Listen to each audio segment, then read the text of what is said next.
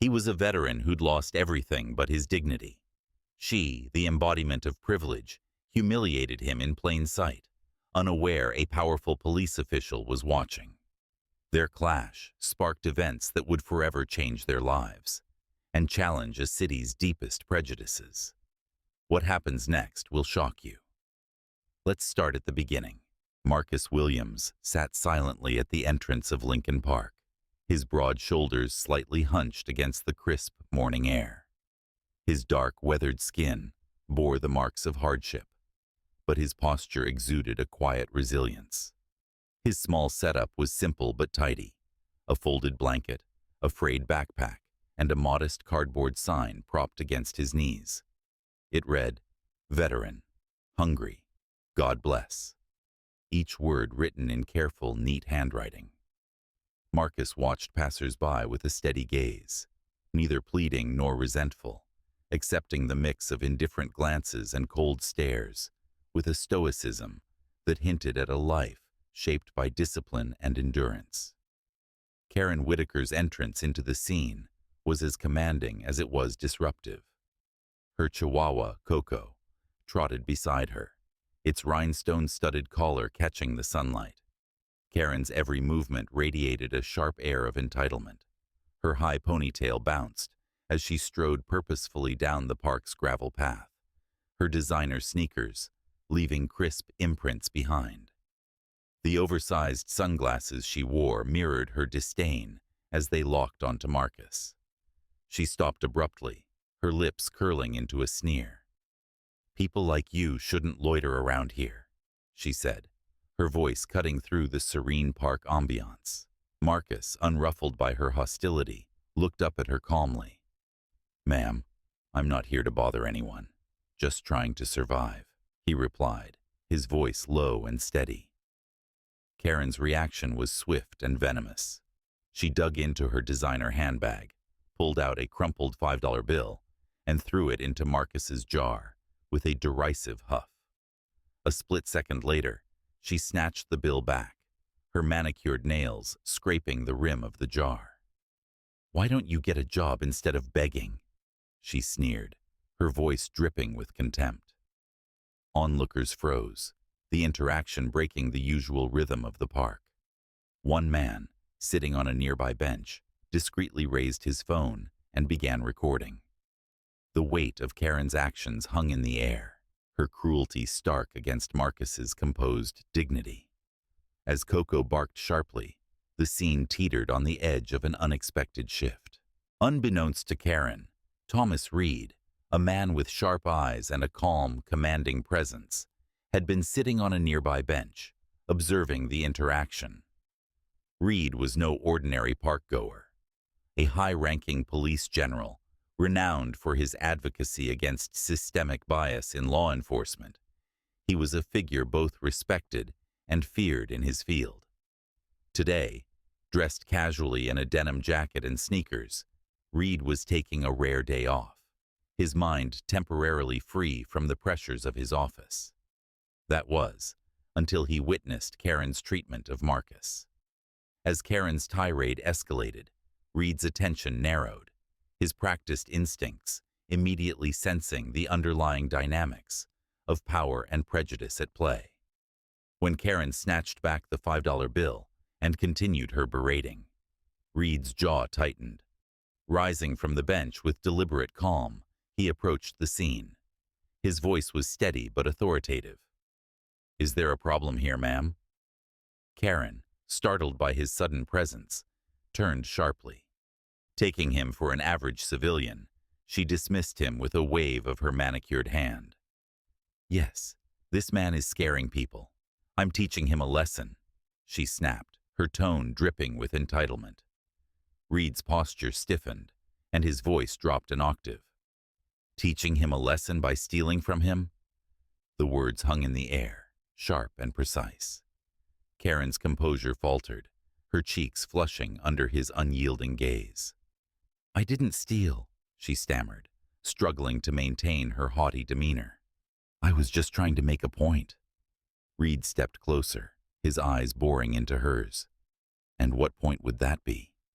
His tone was calm, but laced with an edge of iron, a quiet demand for accountability that Karen couldn't evade.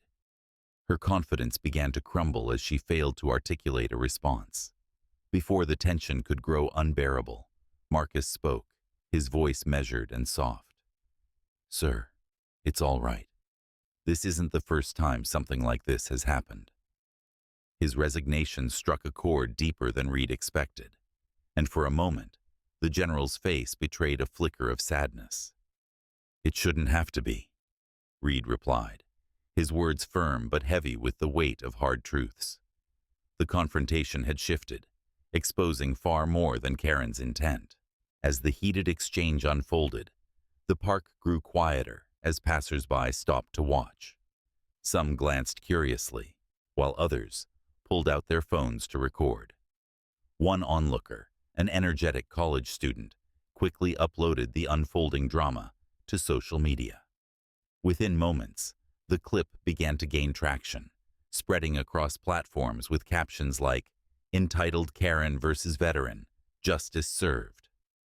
Karen, noticing the growing audience and the steady presence of Thomas Reed, started to grow defensive. Her tone sharpened as she tried to assert her authority. "You have no right to lecture me. Do you even know who I am?" she demanded, her words laced with indignation. Reed didn't flinch. Reaching into his jacket pocket, he calmly retrieved his badge, its polished surface catching the sunlight. "I'm General Thomas Reed, Chief of Community Outreach for the City Police," he stated, his voice steady but firm. "And yes, I do know who you are. You're the woman who just stole from a veteran." Karen's face drained of color. Her carefully crafted confidence faltered.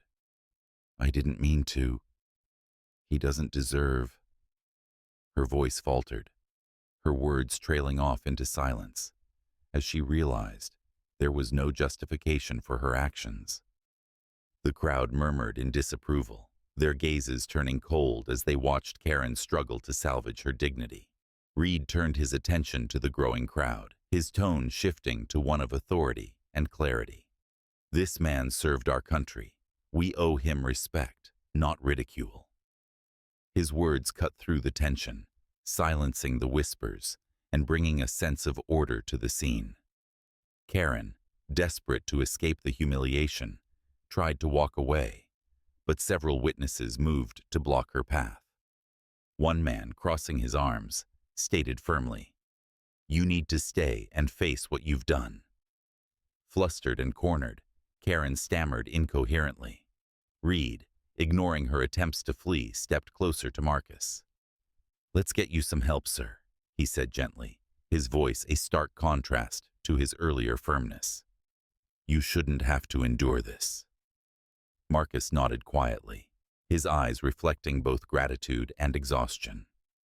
As Reed helped him gather his belongings, the onlookers watched with a mixture of respect for Reed and silent condemnation of Karen's actions. Within hours, the video of Karen's actions at Lincoln Park swept through social media like wildfire. The recording, captioned with phrases like "entitlement gone wrong" and "veteran humiliated," drew millions of views. The public backlash was immediate and merciless. Karen's social media accounts were flooded with comments condemning her actions, some expressing outrage, others sarcasm, and a few extending unsolicited advice. Her carefully curated online persona unraveled as past acquaintances publicly distanced themselves, and hashtags like #JusticeForMarcus began trending. The fallout extended into Karen's professional life. Her employer, a prominent real estate agency, issued a formal statement denouncing her behavior and placing her on suspension, pending a thorough investigation. The polished reputation Karen had built over the years was suddenly in shambles. Meanwhile, General Thomas Reed took swift action to help Marcus. Using his network, Reed personally arranged for Marcus to connect with local veteran assistance programs. The media coverage brought attention to Marcus's plight, leading to a wave of donations from viewers who had been moved by his story. Within weeks, Marcus was placed in transitional housing, with access to counseling and job training programs that aimed to help him rebuild his life. Karen, facing an overwhelming tide of shame and reflection, reached out to Marcus through an intermediary, seeking forgiveness. Her message was cautious, almost desperate. But Marcus, true to his nature, responded with grace. "I forgive you," he wrote, "but forgiveness doesn't erase accountability. I hope you've learned something."